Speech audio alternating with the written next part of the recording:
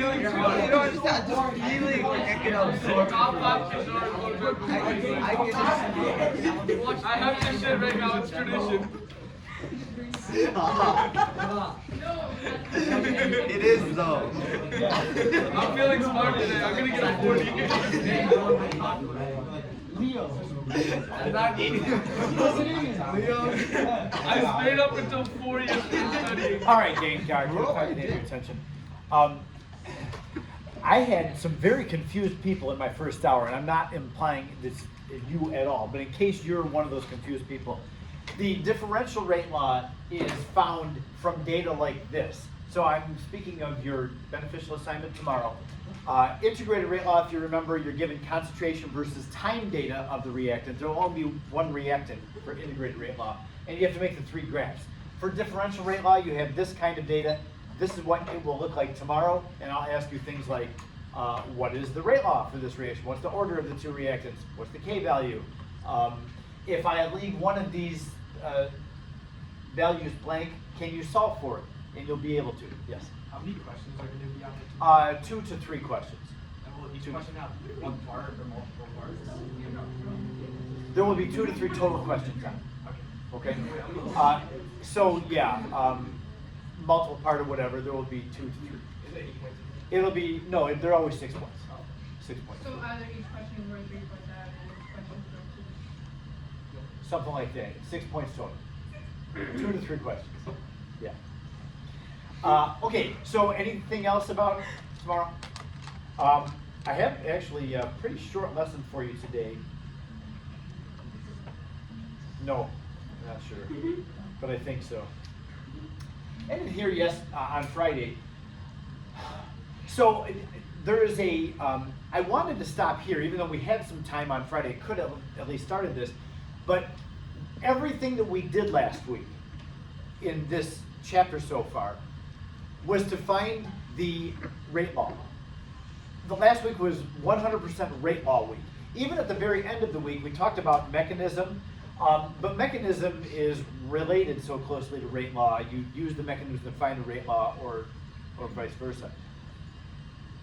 There is a clear transition, and now for today and tomorrow, because that's it for the lecture time left for chapter 12, we're going to be talking about what things really affect the K value for a reaction. The K value is really what tells us how fast a reaction is.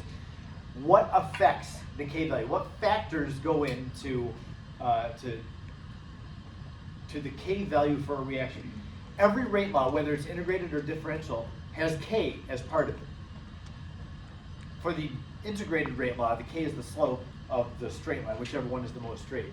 And then the differential rate law, something like this, rate equals K times the reactants to whatever order. That K is the rate constant. So we begin now with a general theory about what affects K. This is very general, then we're going to go more in depth. There are a couple things that very much are going to affect how fast a reaction is. Essentially, though, we need to know that when 2 reactants come together and they react with one another, they interact, and they cause products to be made, the reacting things have to run into each other. So one of the things that we can do to speed up a reaction is to get the reactant particles to hit one another more frequently. Now, this something that's implied here is that we're just talking about the K value. You know how the rate law has K times the concentration of the reactant. Certainly, if you increase concentration, you're going to have a higher frequency of collisions because you have more particles present. So higher concentration is dealt with in this part, but everything other than concentration is wrapped up in the K term. So you do have to have the reactant particles colliding with one another. What can you do to make them collide more frequently? One of the things, and more frequently, I guess, certainly the temperature. I've got that number 3. I'll do these out of order because I started that way. increase in the temperature is definitely going to increase the rate of a reaction because there's two factors going on there. When you increase the temperature, number one, the particles are moving faster so they collide more frequently. But the second thing is, when you increase the temperature, the particles run into each other with more energy, which means that every collision of particles at higher temperature is going to have more likelihood that the reactant particles are going to break apart. The bonds are going to break. The more energy they run into each other with, the more likely it is that they're going to have the required energy to break the bond. Another thing that affects the rate of a reaction, we haven't talked about this at all, is how the particles are arranged when they hit each other. If you have two particles and they run into each other, but the reacting parts of the particles are not facing one another when they hit, then they're probably just going to bounce off of one another and there's going to be no reaction that happens. So the more complex the molecules are in the reactants, the less likely it is that when they collide, they'll actually react because they have to collide with the right orientation. We'll see that on the next slide, the way the orientation plays into it. But yeah, another big factor is not only do the collisions have to occur with the particles arranged correctly, but they also have enough energy to break the bonds. Remember, and we go back to what we learned in the last unit, thermodynamics.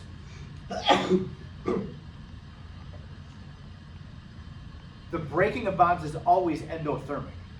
Energy has to be put in or absorbed for particles to have their bonds broken. Then when new bonds form, energy is given off.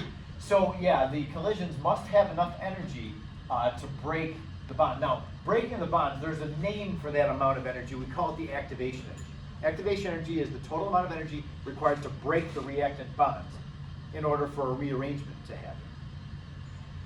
So yeah, that energy comes from the kinetic energy of the particle. Now, this, I have this oriented badly. This shouldn't really be a bullet point in part 3. It should be its own statement. K increases with 3 factors. Number 1, the temperature. Increase the temperature, you're going to increase K.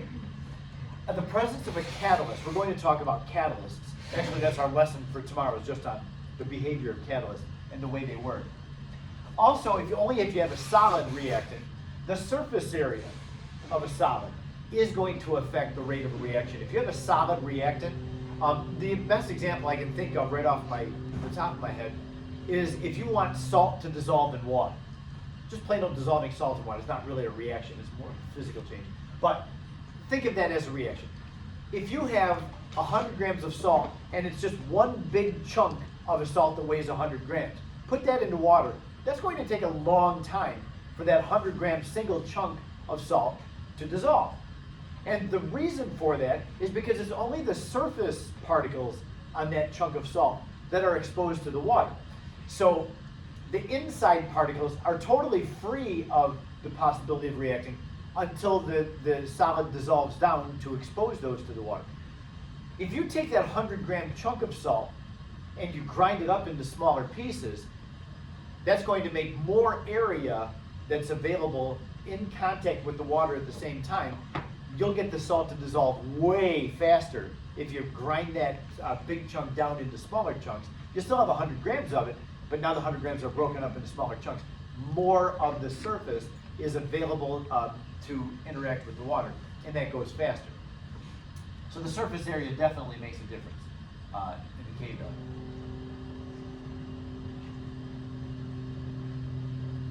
Now this has to do with the orientation. This was the first item I had that affects the K value. The particle collision and the orientation of it.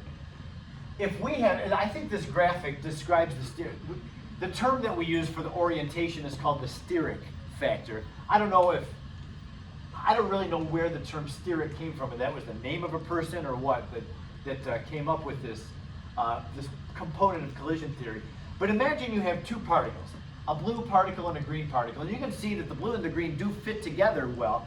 If they are bouncing around inside of this sealed container, if this is the desired product, where the pointy part of the green goes into the cutout part of the blue, these two particles running into each other, that is very likely to cause the product to be made.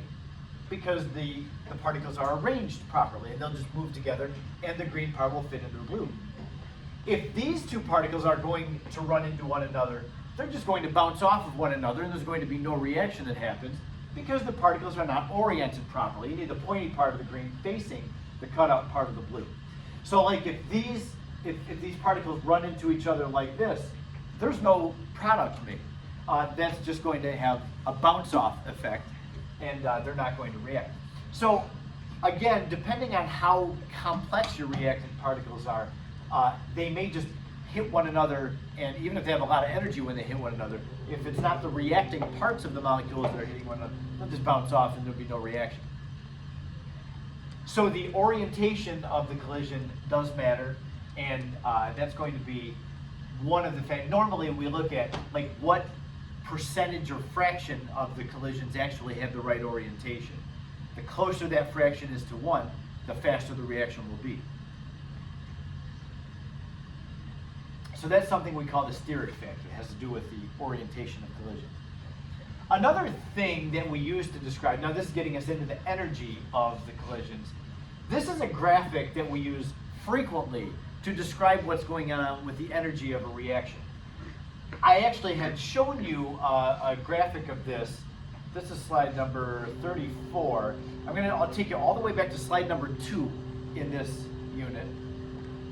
There's our title slide. And the first thing I said about kinetics, I said, well, we've just come out of thermodynamics, which only is dictated by the beginning state and the final state. All we care about is the delta H and delta S and delta G. We want to know what the final was, what the initial was, and that really is all that matters in thermodynamics. Kinetics, though, deals with what goes on between the beginning and the end. So I had shown you this, and I didn't really talk much about what the curve represented, but the displacement from the amount of energy in the reactants to the top of this hill represents the activation energy. The amount of energy required to break the reactant bonds and cause a rearrangement is like based on how high that hill is. And I'll take you back to slide 34 and we'll get more into it. But I do want you to see the shape of this. This is called an energy curve.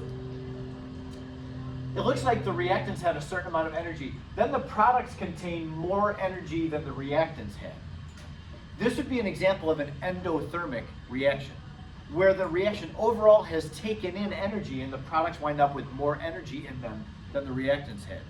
This is what an endothermic energy curve or profile would look like. Jumping us down to slide number 34. This would be an energy curve for an exothermic reaction, which we have the reactants with a certain amount of energy in them, and then the products at the very end have less energy overall than the reactants did. When we take the energy of the products minus the energy of the reactants, we'll get a negative value because energy has been given off. So I do think it's appropriate for us to be aware. This would represent an exothermic reaction.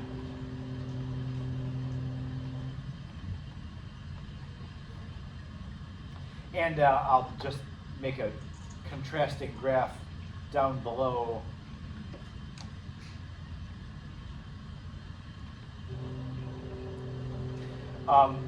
That's not a very nice right angle. If we have a curve that looks like this, this would be an endothermic reaction.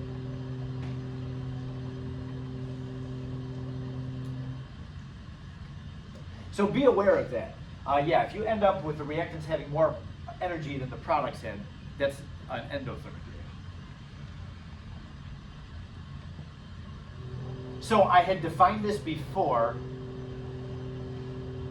up here. The collisions of the reacting particles must have enough energy to react. That is called the activation energy, and that is shown in this curve. That's why the reactants always have to go up in energy. They have to hit each other with enough energy to break themselves apart.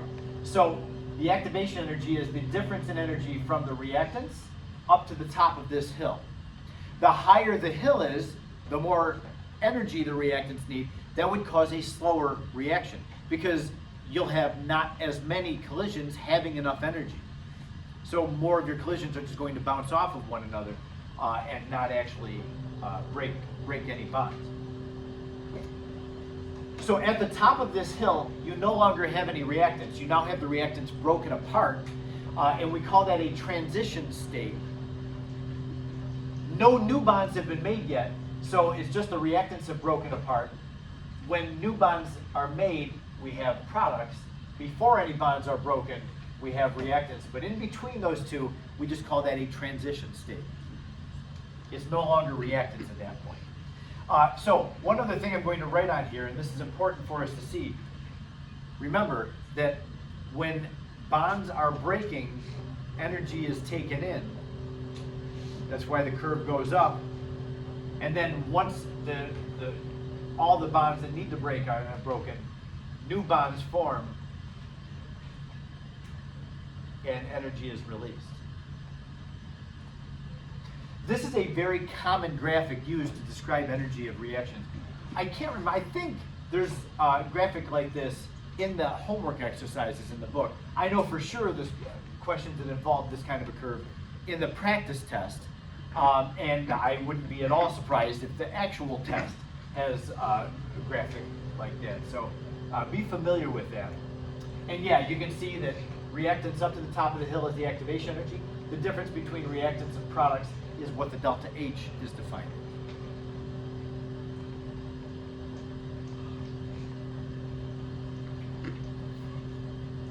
Okay, now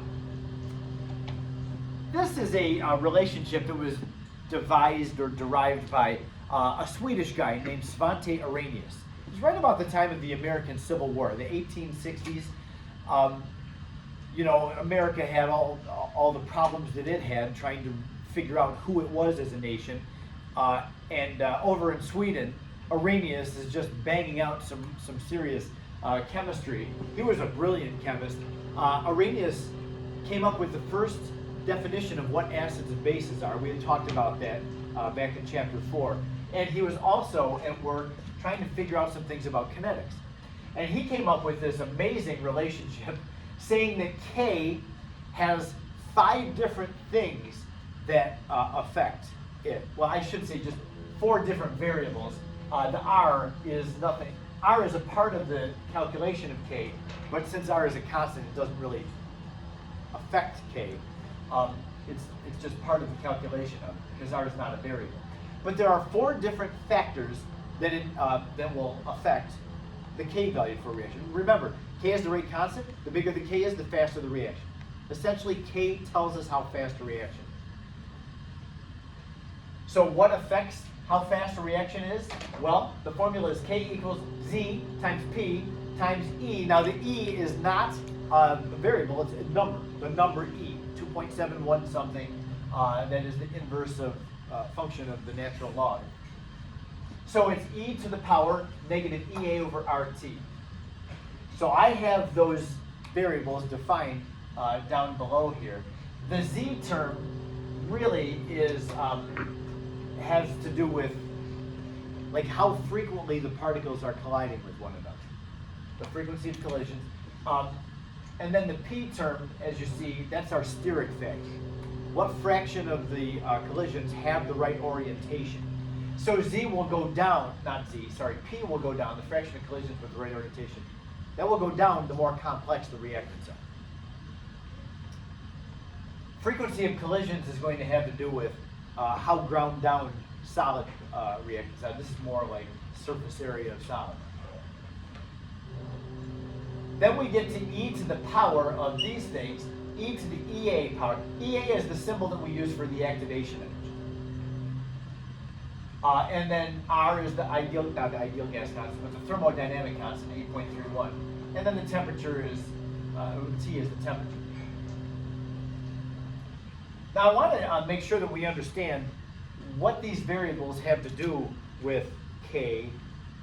So I'm going to say this expression can also be written, see how we have e to a negative power? The Z and the P are in the numerator. The e to the power really belongs in the denominator. It would be ZP over e to the EA over RT power. Would you agree that's what e to the negative power means? Means it goes in the denominator? That's true. Okay, so what does that mean about the activation energy and the temperature? How did they affect the K? Take a look at activation energy. If you have a high activation energy, so again, let me just show you, when you have reactants that need to gain a lot of energy in order to react. This would be an exothermic reaction. You see the products have less energy than the reactants do. That's exothermic. It's got a huge hill, though, to climb. Very high activation energy. What does that do to the rate of a reaction? Well, if the activation energy is high, that means the exponent on E is high. And if you have a big denominator, what does that do to the fraction? Makes it small. So if you have a high activation energy, the K value will be small. It means the reaction will be slow. If you have a low activation energy, so I'll just say, okay, this is a high activation energy. If you have a low activation energy, like this curve,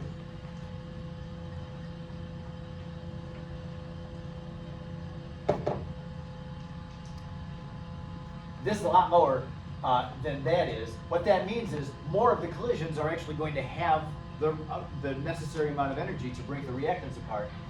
So this will make for a faster reaction because you're going to have a smaller exponent on E, which makes the denominator smaller, which will make the K bigger. So this is a slow reaction. This is a fast reaction.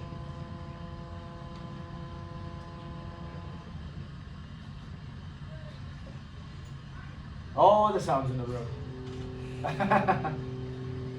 Sounds like middle school band is what it sounds like. Elementary band. Okay, you're going to hear the dripping rather than the buzzing.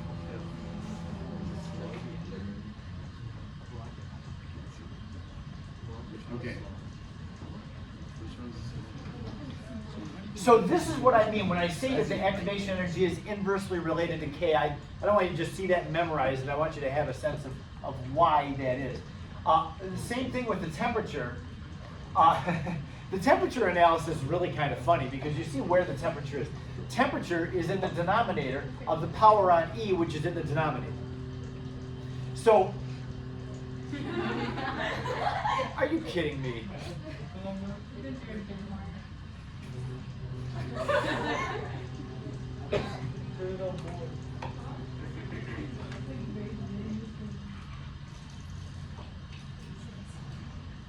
I think that'll do.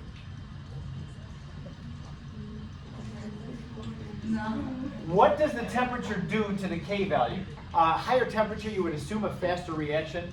Well, that's true, and here's why. If you have a high temperature, that means that temperature is in the denominator of this power, right? Bigger the temperature means the smaller this fraction is, which makes a smaller denominator, which means that K will be bigger. The smaller the denominator of the fraction, the bigger the fraction's value is. So yeah, the temperature is, the higher the temperature, the higher the K value. Higher temperature makes for a smaller denominator overall, and therefore a higher K value. So yeah, increase the temperature will always increase the rate of a reaction. Always. Now when Arrhenius came up with this equation, he wound up taking that Z and P term and he put them together into an expression he called the frequency factor. The frequency factor is going to replace the Z and P term, and we're just going to call that thing a capital A. So really this is more common, a more common expression of the Arrhenius equation is K equals A, the frequency factor, times e to the negative EA over RT. Now we'll use this sometimes, but there will also be times that we're going to have to take this Arrhenius equation and just take advantage of the form of it and derive other things. And you're going to see that we can do that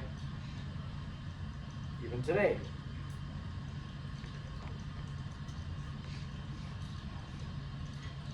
We can come up with a linear relation. Anna? I have a question about A. Okay. So, since it's like, okay, since it has a very easy in it, is it like fixed over time or is it like something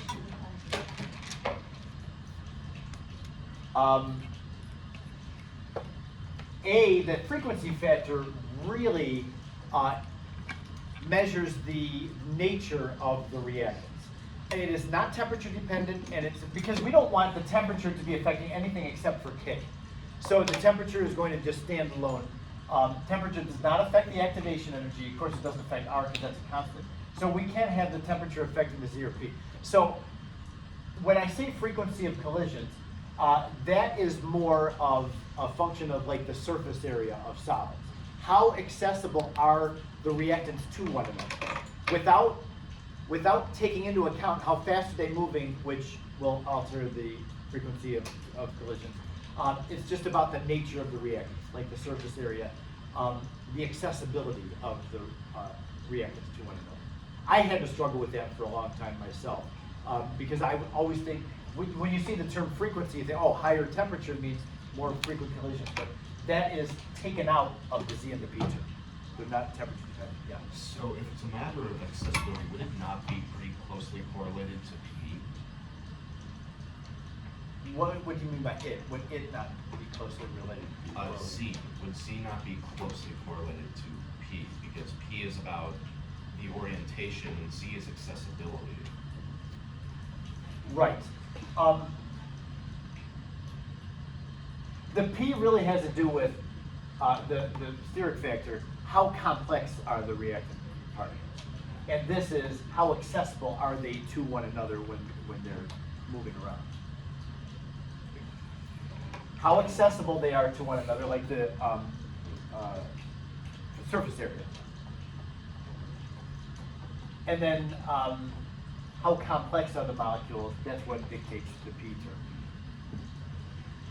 The more complex they are, the less collisions are going to have the right orientation. Yes? Also, if the unit on A changes, what A changes as well into the order? The unit, oh my gosh, the unit on K.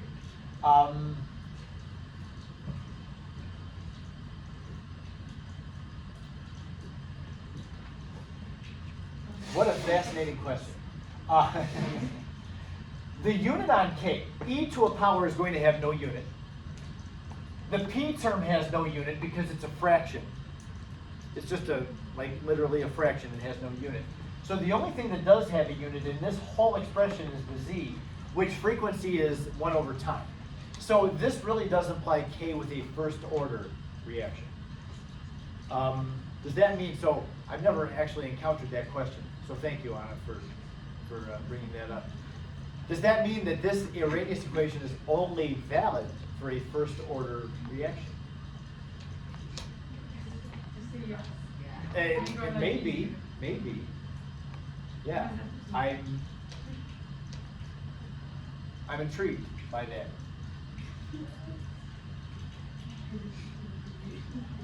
I'm gonna have to look into that and figure that out, I don't know, yeah. But yeah, the K is going to be 1 over time in this, using this formula. Yep, it has to be. So, you got me on that one. But I think it only would apply to first order. Okay, you've exceeded the quota of questions now for the hour. No, I'm just kidding, ask me whatever you want. Okay, so going back to this, you're trying to filibuster so I don't have to derive anything. Is that what's happening here? Yeah. You're just stalling? No, I mean- it says it's applies all Applies to all orders. But the unit isn't consistent with that order. A is the one that changes. Like in the questions, I'm pretty sure A changes the order. Like A takes into the you just put the All right. So yeah, we'll just change A to suit the order. Yeah. Okay. Okay. Thank you for looking that up. Good. Take the Arrhenius equation, and we're going to see that there is if we manipulate it enough, there's going to be a linear relationship between K and temperature. It's not a pretty one though. So let's do what it says here. Take the natural log of both sides, and we're going to just go through this delightful derivation. the ln of the left side, which is just k, equals on the right side, the ln of that whole right side, a times e to the negative ea over rt. Okay, so on the left side, we can't do anything with it, it's just ln of k. You can't simplify that or do anything with it. So we'll just keep that the same, ln of k. On the right side though, we can do something with this. We can expand it. We have ln of two things being multiplied by each other. So it's going to be ln of the frequency factor plus ln of e to the negative ea over rt. If this class is the first time you've ever seen logs, you will be picking up on this. ln of two things being multiplied is the same thing as ln of the first thing plus the ln of the second thing. So you will be picking that up quickly when you do this in algebra. Now, when you take the natural log of e to a power, natural log and e are inversely, they're inverse functions of each other. So the ln of a is just a simple term. We can't do anything with that, but let's just do one more step here. ln of k equals ln of a plus. This last term becomes just, when you take natural log of e to a power, it just simplifies to the power on e. So the ln term and the e term like cancel one another out. And so we just have negative ea over rt. Now one last step, and I'm going to do two simple things in this last step. We have a positive term on the right plus a negative term. I'm going to wind up turning those two around. I'm going to put the ea over rt term first and the la term second. You'll see why. And then also, I'm going to rewrite this ea over rt just slightly.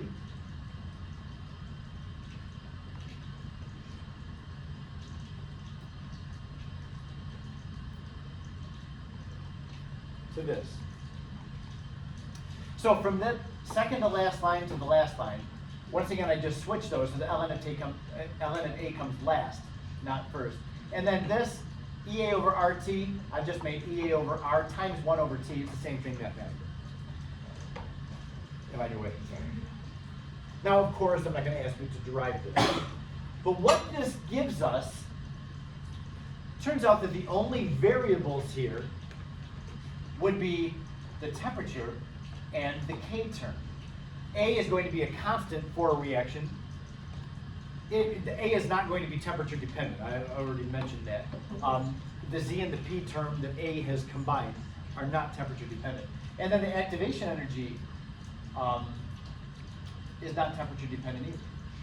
And the R term, of course, is a constant, thermodynamic constant. That doesn't depend on temperature. So the only thing that's going to depend on temperature is the K value. So that means this. If we make a graph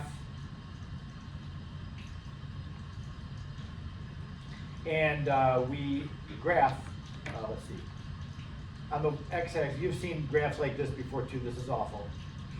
The x-axis is 1 over the temperature, see the temperature is inverted, and on the y-axis is natural log of the rate constant K. You may think that this looks familiar. We did a graph very much like this in the end of chapter 17, when we were talking about the relationship between K and the equilibrium constant, capital K.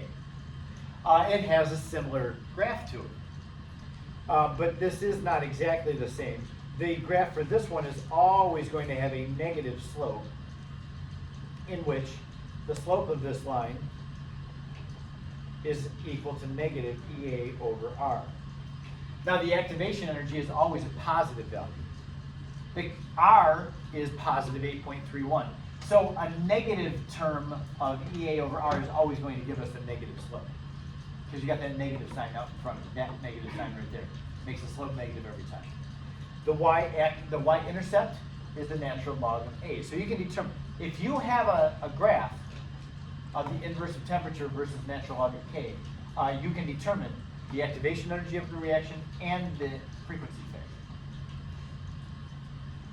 And you will have questions that ask you to do that. Fortunately for you, you'll never have to make the graph. The book, I can think of questions, I can see the problem in the book right now. It will say, hey, a graph was made for reactions inverse of temperature versus natural log of K. It had a slope of whatever and a y-intercept of whatever. Find the activation energy and the A term. Well, you just have to do the math. If you know the slope, you can just multiply the slope by negative r and get the activation energy. And if you know the y-intercept, you can take e to the power, because the y-intercept is natural log of a, so you can find a just by taking e to the power, yeah. Did you ask us to put units on the A value? No, no. No units necessary.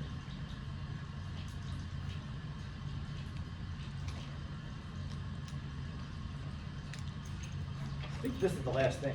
Yep, this is the last slide that we'll do. If you want the activation energy, we know that this graph, inverse of temperature versus natural log of k, is a straight line. You know that if you have 2 points on a line, then you can determine the slope, the change in y over the change in x. That's what this slide is going to do. I'm going to just do a little quick final derivation. This is going to give us a nice clean formula, not the equation of a line, but just a nice clean formula that will relate 2 points on a graph like that. Their k values and the relationship between k's and t's of 2 different points. So for the first point, the natural log of k of the first temperature equals this expression for the first temperature. Second point, we would have the second k at a different temperature. So we have the same equation written twice for 2 different data points. So if we subtract ln of k1 minus ln of k2, that will give us the same answer as, look up here, ln of k2 minus ln of k1 is the same thing as this whole thing minus this whole thing, because they're equal to ln of k1 and ln of k2. So let's do that. This is one of those derivations where it's going to be a big mess for a moment, and then we'll clean it up, and we'll have something nice. I think it's nice at least. Take a look. So it says subtract ln of k1 minus ln of k2. All right? ln of k1 minus ln of k2 equals this whole thing minus this whole thing. So it's going to be, I'm going to write it like this first, and then I'm going to give it a nice set of brackets to arrange everything.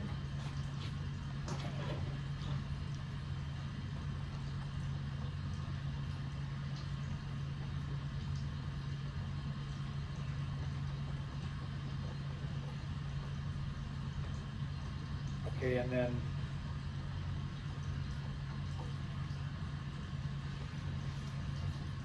so yeah, the ln of k1 minus ln of k2 is this big thing that's right there minus this big thing that's right there. Okay, and let's see what we can do to simplify this. What do we do on the left side to simplify it? ln of a minus ln of b. Combine those two and make it ln of a over b. So that's going to be ln of k1 over k2, that quantity. That's the same thing as that. And over on the right, oh, I see something that can cancel out. You see anything canceling out on the right? What? The ln of a cancels out. A is the same. You change the temperature, it's not temperature dependent. So, yep, that and that are gone. Oh, that really cleans things up. So ln of k1 over k2 equals negative EA over R times 1 over T1 minus negative EA over R. Oh, look at all those negative signs. All right, what do we have here? We have minus a negative here at the end of this equation. So I'm going to make that positive and then switch them around. I'm going to take this term minus that term. Yes? All right, writing this one more time. ln of k1 over k2 equals. Again, taking that term, which is positive, minus negative, that makes this whole thing positive. EA over R times 1 over T2 minus EA over R times 1 over T1. We can make this a little bit cleaner because they both have EA over R in common on the right. So one more step.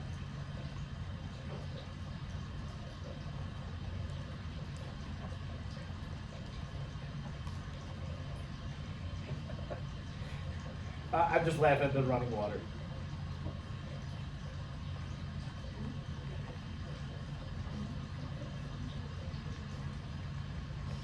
This is, a not terrible relationship.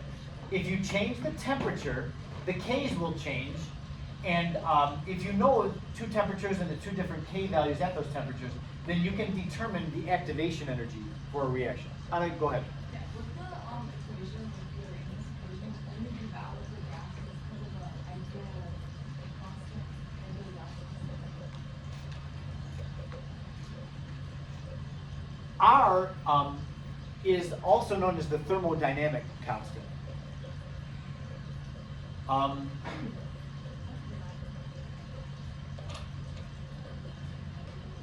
I know that the R value applies to reactions in the aqueous phase as well. Does it also apply to straight up solids and liquids? R does. Because R is in like the reaction quotient.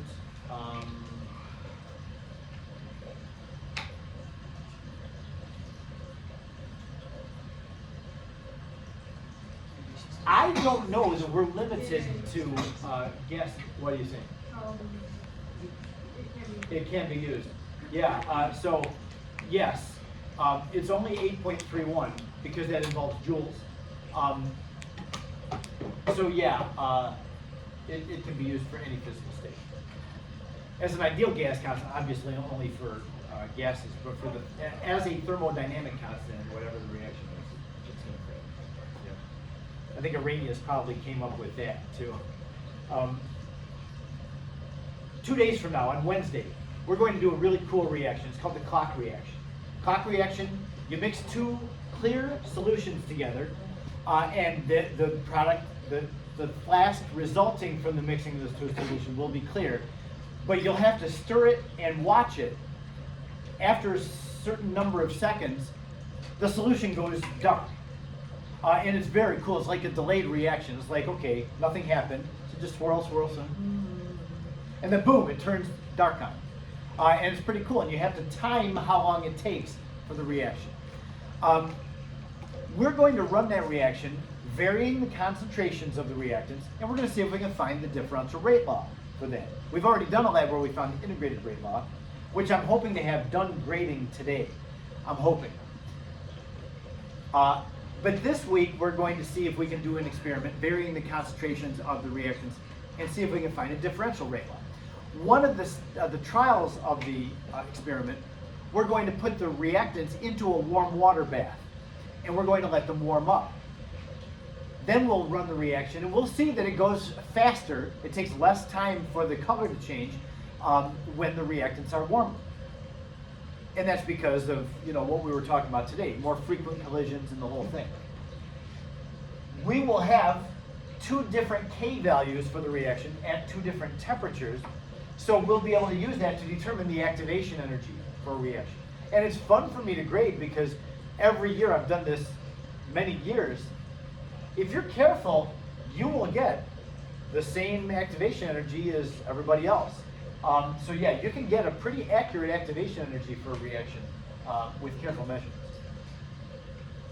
So we'll determine the activation.